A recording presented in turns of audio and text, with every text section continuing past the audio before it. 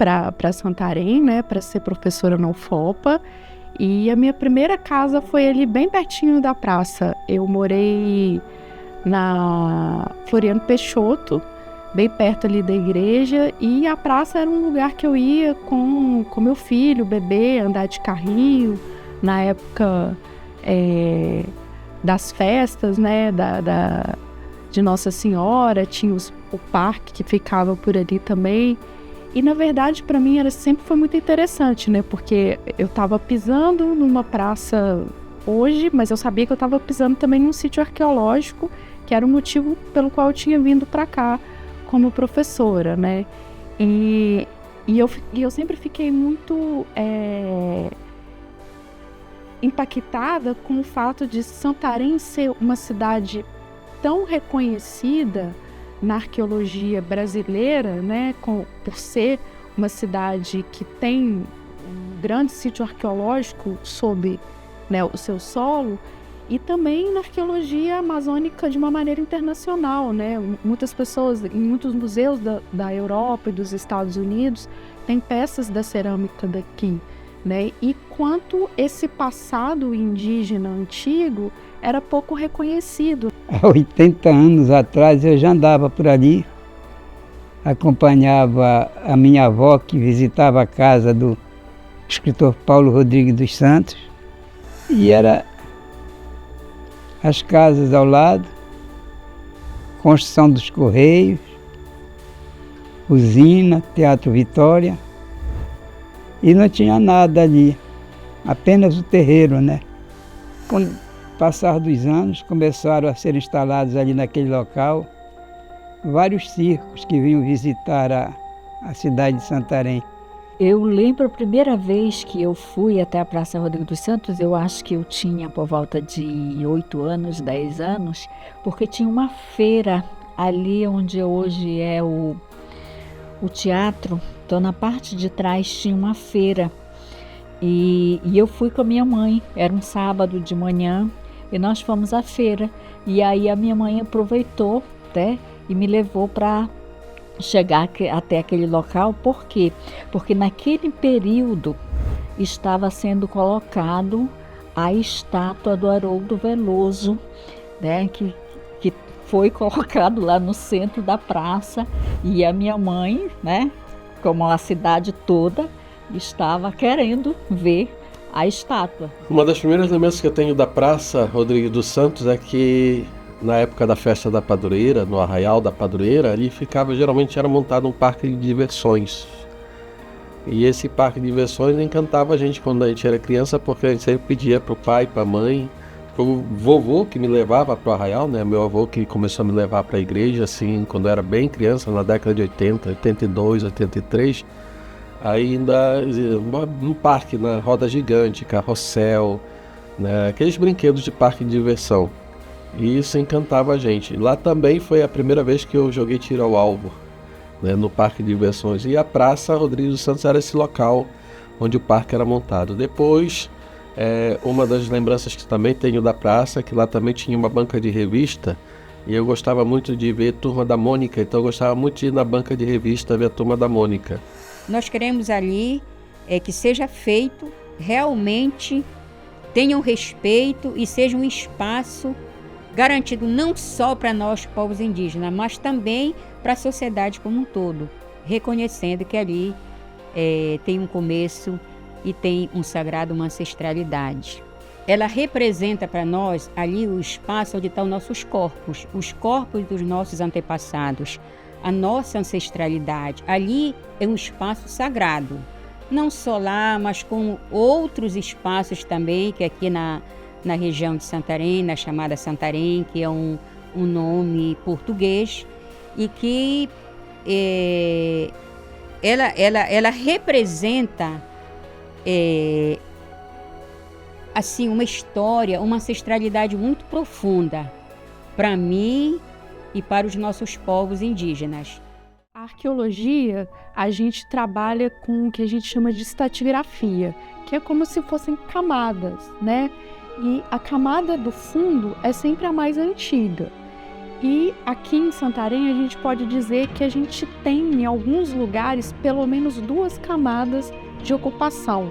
Uma que a gente tem uma cerâmica mais antiga, que foi denominada de cerâmica Pocó, e essa cerâmica ela foi encontrada em alguns pontos aqui do município de Santarém. E uma delas, na pesquisa da arqueóloga Denise Gomes, justamente na Praça Rodrigues dos Santos.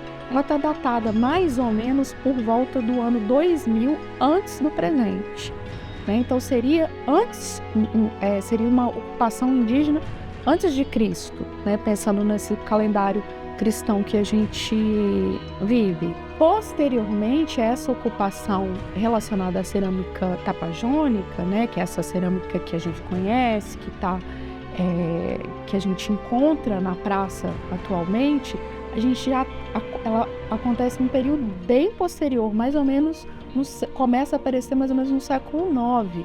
Né? Isso são as datações que a gente tem hoje.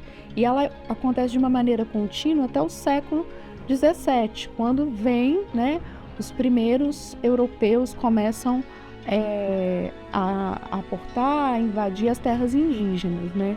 É preciso entender que antes da chegada dos europeus, Santarém já era habitada, e os arqueólogos dizem isso há muitos anos antes, continuamente por populações humanas. Dentre essas populações humanas, uma das mais famosas que nós chamamos hoje, né, conhecemos hoje por Tapajós, mas com certeza antes deles, talvez até outras populações andaram por aqui. Quando os primeiros colonizadores que a gente sabe chegaram aqui, sabe no momento, porque no futuro pode até existir alguma nova descoberta que prove o contrário, mas o primeiro que passou por aqui, por esta região, foi o Orellana.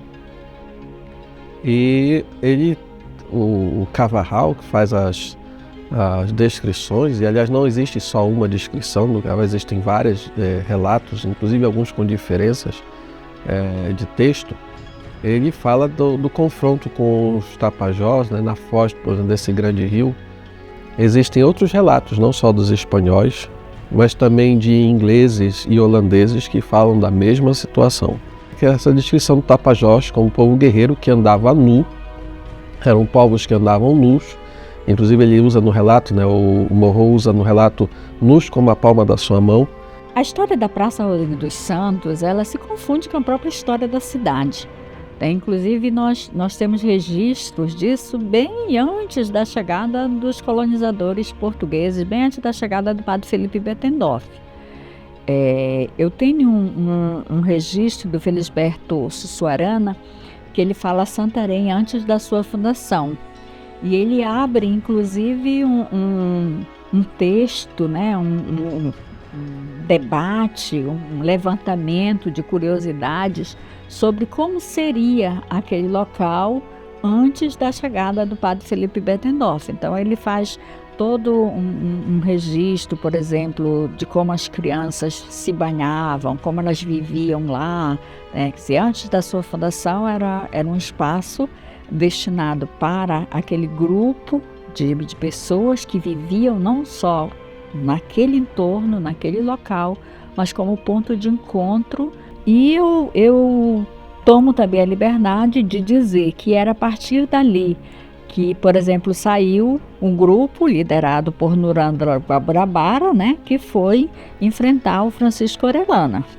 E que se embrenhavam pelas matas, faziam emboscadas, armavam ou buscavam, indicavam inclusive aos holandeses lugares em que podiam fazer emboscadas aos portugueses, nadavam com muita destreza a ponto de transportar nadando outros soldados holandeses junto com eles, carregavam em formas de maca, né, em improvisadas macas feitas de algodão, soldados holandeses que eram abatidos, né, e não tinham medo das armas de fogo, porque eles sabiam que as armas de fogo precisavam ser recarregadas. Esse processo de recarregar uma arma de fogo levava um tempo, né, não era assim tão rápido.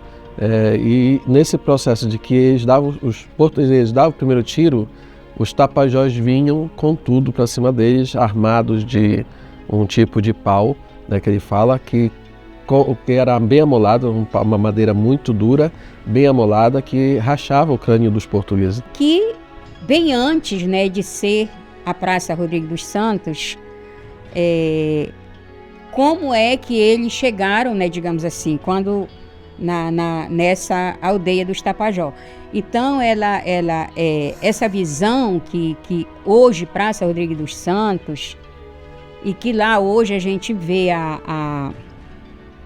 uma estátua do padre Felipe Bettendorf, hoje eu vejo com outros olhos. Eu vejo hoje com o olhar indígena, eu vejo hoje com o olhar da minha ancestralidade, que ainda quando menina, eu ainda aprendia nos livros didáticos uma história totalmente diferente do que hoje a gente vê ali a Praça Rodrigues dos Santos, ainda com as deixas, né, do processo colonial, né, que veio e que permanece até os dias atuais. 20 anos depois do Orellana ter passado aqui, o nome do rio na cartografia da Amazônia já aparece como Topaiós. Então é um nome bem mais antigo do que a presença dos ingleses aqui, bem mais antigo do que os portugueses. O Pedro Teixeira nem tinha nascido, na verdade, quando o nome Topaiós já existia. E é interessante também quando você estuda a cartografia, que na foz do rio dos Topaiós, ou Tapajós, ou Estrapajossos, como alguns mapas falam, já existia uma cidade. E essa cidade, principalmente nos mapas holandeses, era denominada de Hummels.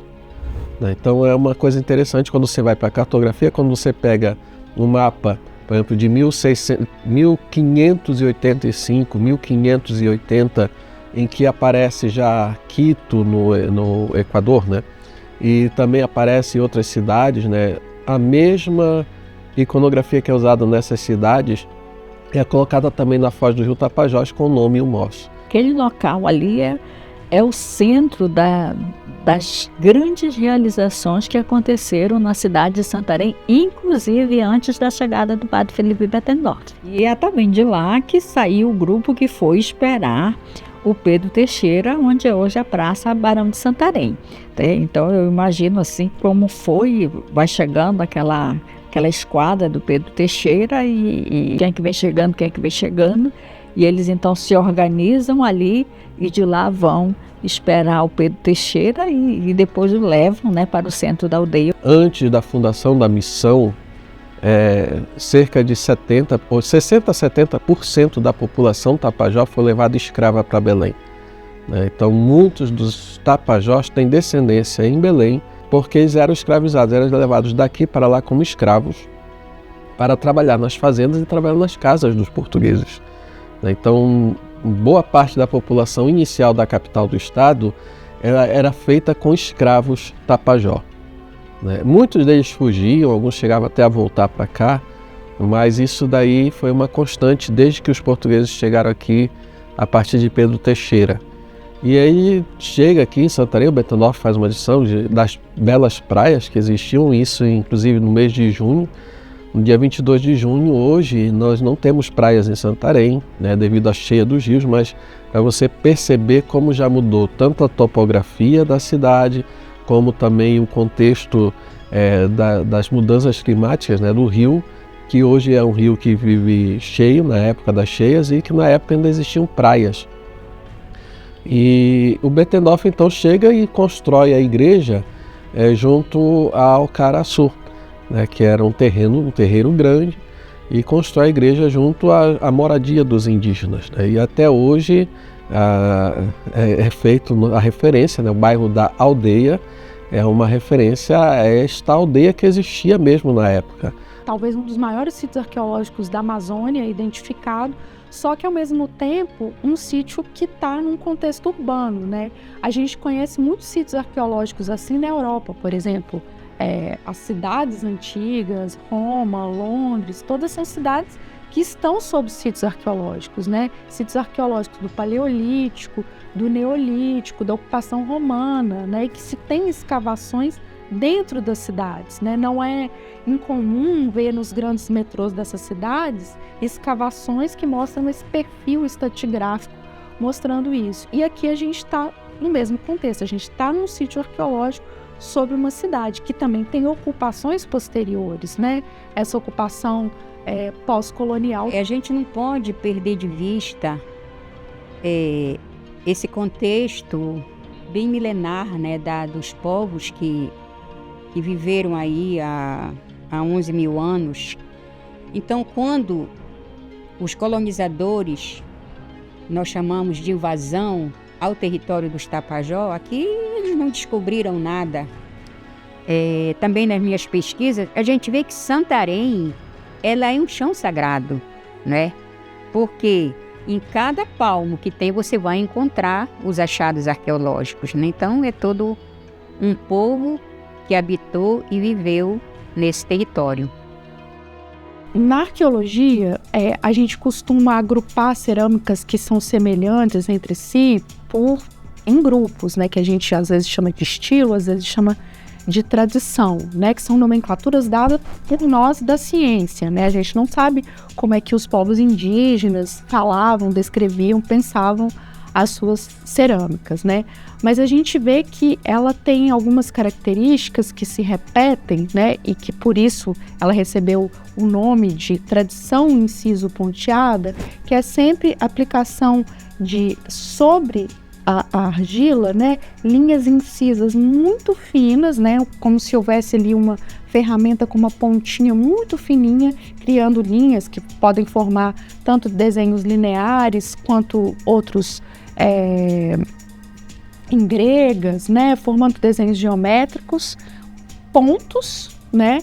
E também o que a gente chama de modelagens, né? Que são as modelagens feitas manualmente que representam figuras ou zoomórficas, como aves, urubu, papagaio, jacaré, a gente tem várias outras espécies também, onça, e muitas vezes essas cerâmicas também eram pintadas, então elas recebiam uma pintura. O que a gente vê hoje no presente é quase sempre os fragmentos com essa cor terracota, né?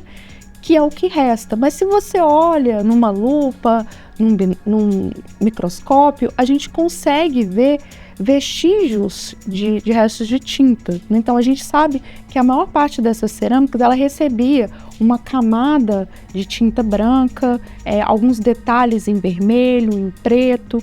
Então é uma cerâmica que tem essa característica de uma decoração muito variada, né, e exuberante. Então, assim, a gente tem alguns vasos que são considerados os vasos típicos, como os vasos de gargalo, né, que geralmente tem associação de determinadas espécies que se repetem. Então, o sapo, né, que tem essa evocação do Muiraquitã também, e os urubus reis ou outras aves. A gente também tem os vasos que tem os corpos, né, que o bojo, né, a parte que recebia o conteúdo é um corpo de um animal ou de um jacaré ou de uma onça. Algumas vezes tem associação nesses vasos de gargalo entre os corpos animais e corpos humanos, né, o que a gente chama de figuras antropomórficas. E a gente tem, né, os mais conhecidos, que são os vasos de cariátides, né, que são aqueles vasos compostos em três níveis, né, que é o suporte, as figuras chamadas cariátides e o bojo, que é repleto, né, de figuras zoomórficas, principalmente aves, né. Eu acho que uma coisa que é importante pensar é que a estética, ela sempre representa muito mais do que só a plasticidade, a beleza, mas ela sempre representa valores que são mais profundos, né? Então, quando a gente olha, né, para a cerâmica, quando a gente olha para os muiraquitãs, a gente não está olhando simplesmente para coisas belas, mas a gente está olhando para artefatos, para objetos que têm significados muito mais profundos, né? E que muitas vezes a gente não consegue acessar, né? E isso, de uma forma geral, na Amazônia, a gente vê que as cerâmicas amazônicas, elas têm em comum essa ideia da transformação dos corpos, né?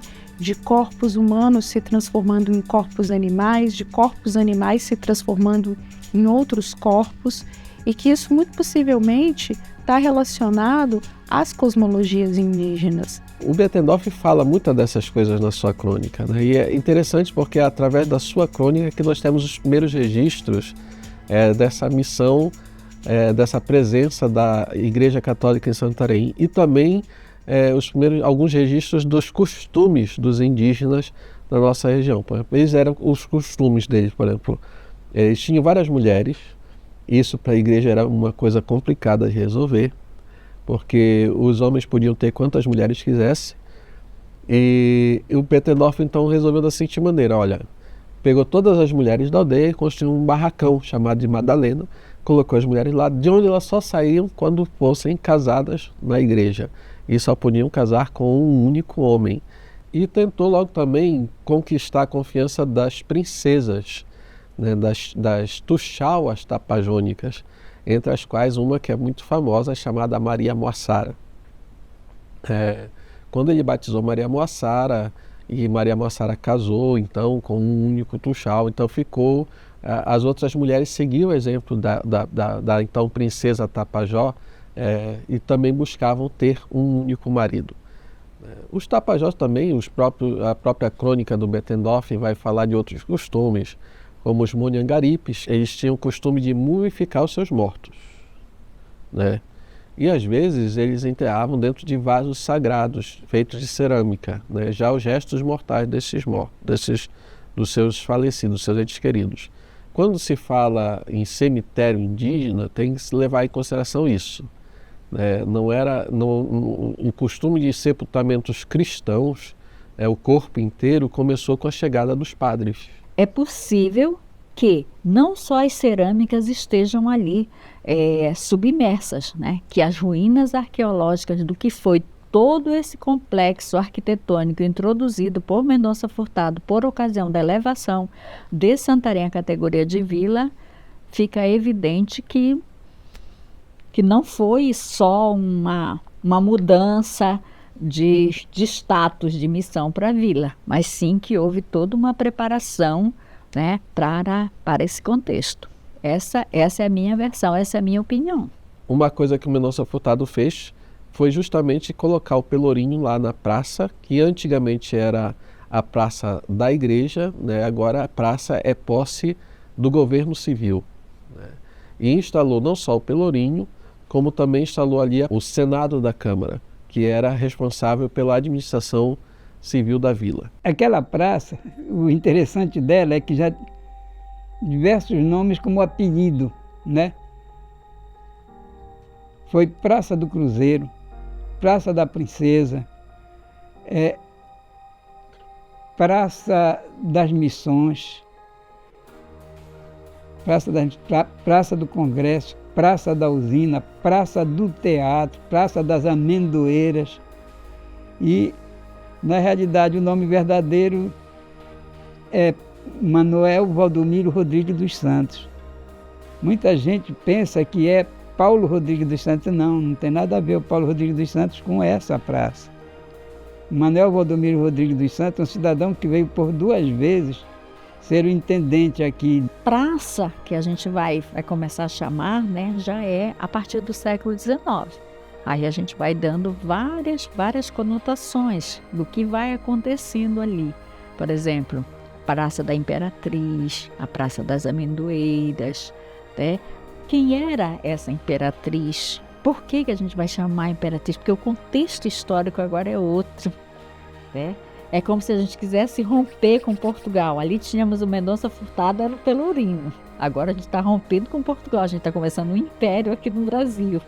Então, homenagem à imperatriz, né? Praça da República, é quando nós já temos agora a proclamação da República, tira do cenário o Império, aí agora já é a República, e aí gradativamente, né? Então, por isso que eu digo, a história da praça, ela se confunde com a história da cidade. Eu dei a sugestão para o interventor que a gente poderia construir uma praça ali, né?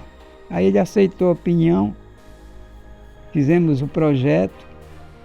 Achamos que por necessidade de o que existia aí no entorno da praça, mercado, teatro, correio, centro recreativo, igreja da matriz, achávamos por bem que deveríamos fazer alguma coisa que desse condição para no futuro ter estacionamento, local de estacionamento ali naquela área, porque as ruas lá de baixo são todas ruas estreitas, né? Fizemos o trabalho, né? Inauguramos. Bem no centro dela existia um chafariz.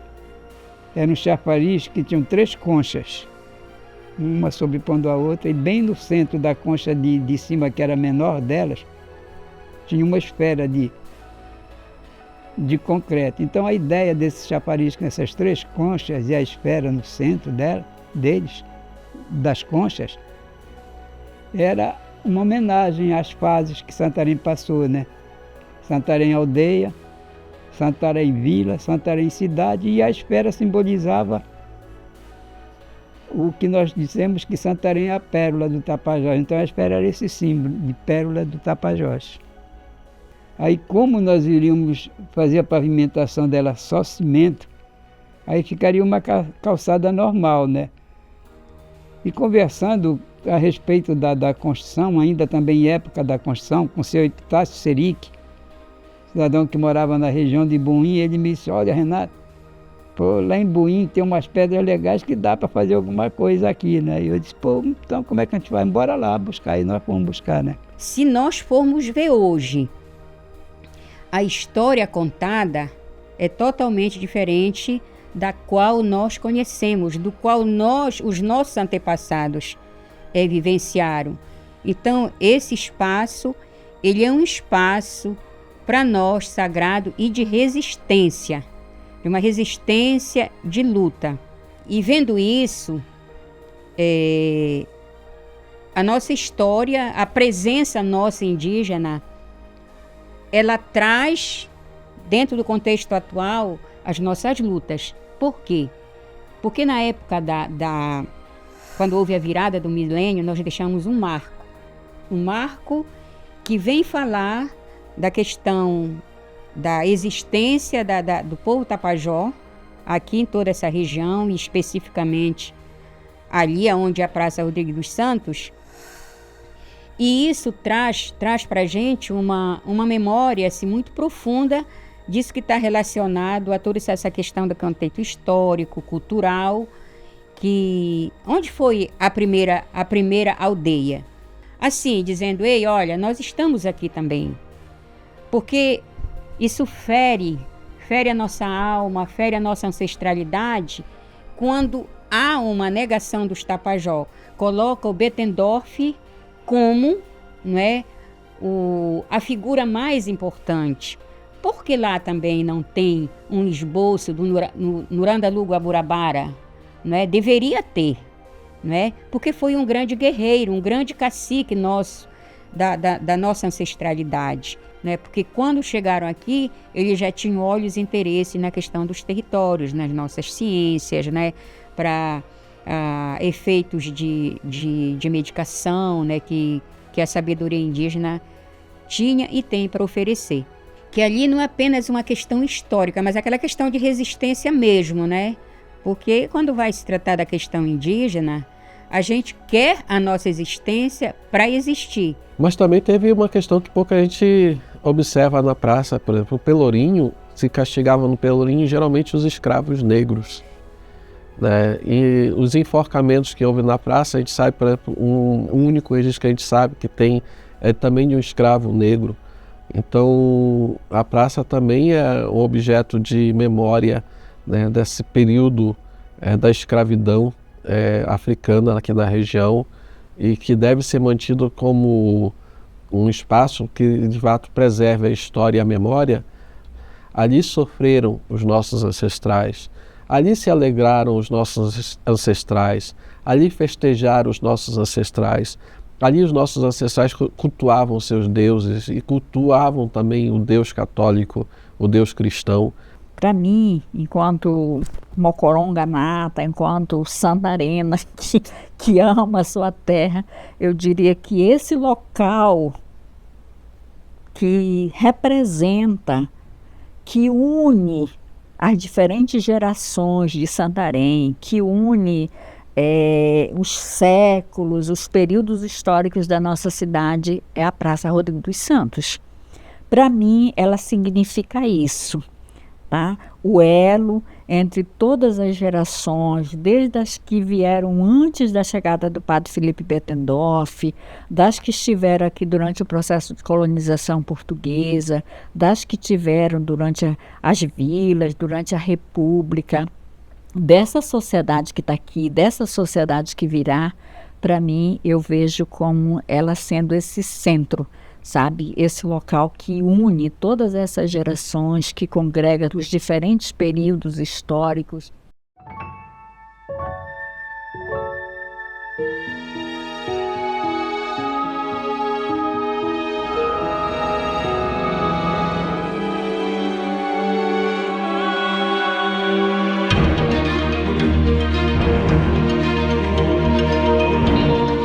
E a gente retrocedendo, né, nesse contexto, quer seja com relação a essa nomenclatura que ela passou em função das várias funções que desempenhou, desde o Caraçu até a atualidade, e essa tentativa de resgate dessa denominação original, eu diria que ela seria, sim, a forma mais completa de homenagearmos aquelas civilizações que nos antecederam, aquela civilização que nos antecedeu, no caso, os Tupaiús, que as crianças tomando banho de rio, e lá vem aquele monte da esquadra do Pedro Teixeira, né? E eles surpresos com tudo aquilo. Então, a gente vai viajando aqui e imaginando essa nossa história, como ela aconteceu. Eu, do pessoal que está aqui, eu sou o mais antigo, né? E como menino eu acompanhava a minha avó que vinha visitar a Antonieta Teixeira, a dona Bibi da Bentes, que era a fabricante de palmaria. Aí o Paulo Rodrigues dos Santos, que a esposa do Paulo Rodrigues dos Santos ainda tinha uma ligação de parentesco com a minha avó, e eu era curumim de 8, 10, 12 anos e acompanhava a minha avó, que já tinha uma certa idade, e eu me lembro disso tudo. Então, nessa época, segundo a minha avó falava, o que existia de edificação era ao lado, a praça sempre foi livre. É muito importante destacar que esse povo, mesmo eles estando em memória, eles existem, eles estão aqui. E eu sou, né? Eu não sou réplica, não sou a cabocla, eu sou a indígena, que a minha ancestralidade, ela repousa aqui. Essas memórias não ficam somente, digamos, lá no museu, mas elas estão presentes. Isso precisa ser contado, sim. Ela precisa ser vista dentro das escolas, nos escritos, né? na escrita dos historiadores, dos arqueólogos, dos povos indígenas. Ela precisa estar escrita, né? Esse momento que houve, que foi tido como um passado, mas que hoje está aí esses povos. E que esse prevalecimento da memória, da nossa identidade cultural também, nos ajude a compreender que os fatos históricos, né, as relações inclusive de poder que existem neste local, né, possam ser analisados à luz do tempo presente também e pensando no tempo futuro, para que os nossos filhos, netos, aqueles que virão depois de nós, os nossos descendentes, possam olhar para o nosso passado, para o passado deles, né? No caso, o nosso presente hoje, e dizer, olha, nossos antepassados um dia também fizeram algo para preservar, para nos dar motivo de continuar mantendo viva esta memória.